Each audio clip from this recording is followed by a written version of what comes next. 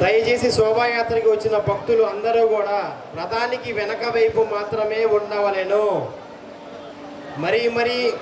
మళ్ళీ చెప్తున్నామండి, రథాన్ని దాటి ఎవరూ కూడా ముందుకి రావద్దు. ఈ శోభాయాత్రని అందరూ దిగ్విజయం చేస్తామండి. అందరూ కూడా వాలంటీర్లకి, పోలీస్ వారికి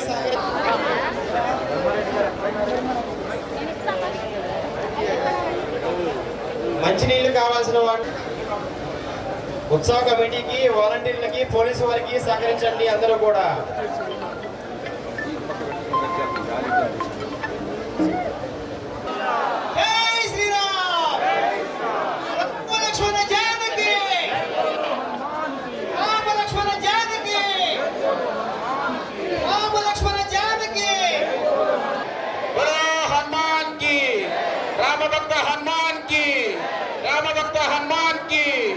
రామభక్త హనుమాన్ కి జై శ్రీరామ్, జై శ్రీరామ్, జై శ్రీరామ్.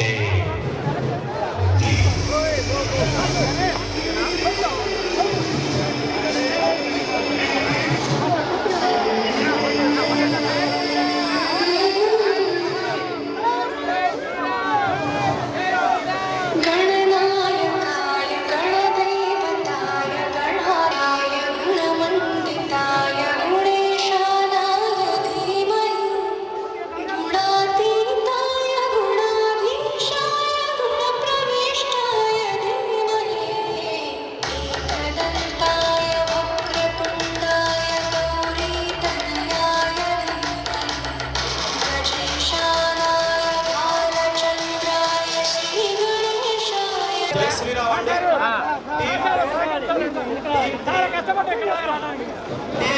టీమ్ 3 వాలంటీర్స్ ఇక్కడ ఉన్నారు.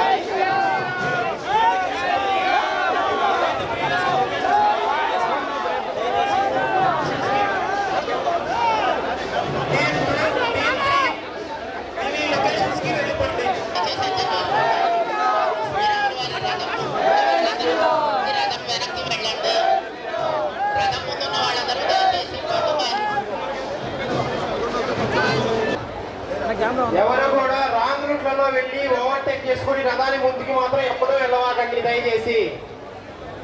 ప్రతిసారి చెప్తున్నాము, రాంగ్ రూట్లలో ఓవర్టేక్ చేసి రథం ముందుకు వెళ్ళి అసెంబ్లీ అవ్వండి. అలాగే ఎన్టీఆర్ స్టేడియం దగ్గర టీం 1 వాళ్ళు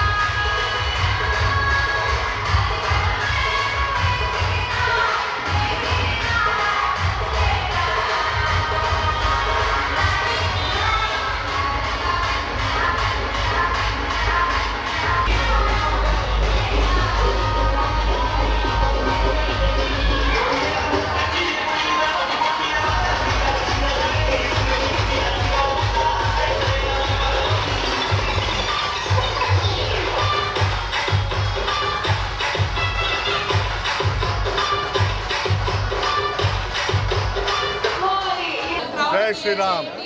500 సంవత్సరాల తర్వాత దివ్య మందిరం, భవ్య మందిరం, రామ మందిరం ప్రాణ ప్రతిష్ఠ జరిగిన సందర్భంగా ప్రతి ఒక్క హిందువు ఆనందంగా ఉన్నారు.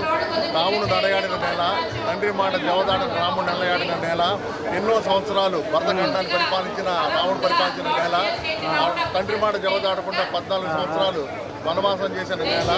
ఈరోజు ఈ శోభాయాత్ర ద్వారా ప్రతి హిందువు గర్వంగా చెప్పుకునే శోభాయాత్రగా ఉంది. అట్లానే సనాతన ధర్మాన్ని మర్చిపోయిన ప్రతి హిందువు కూడా ఉలిక్కిపడి లేచేటట్టుగా ఉంటుంది ఈ శోభాయాత్ర.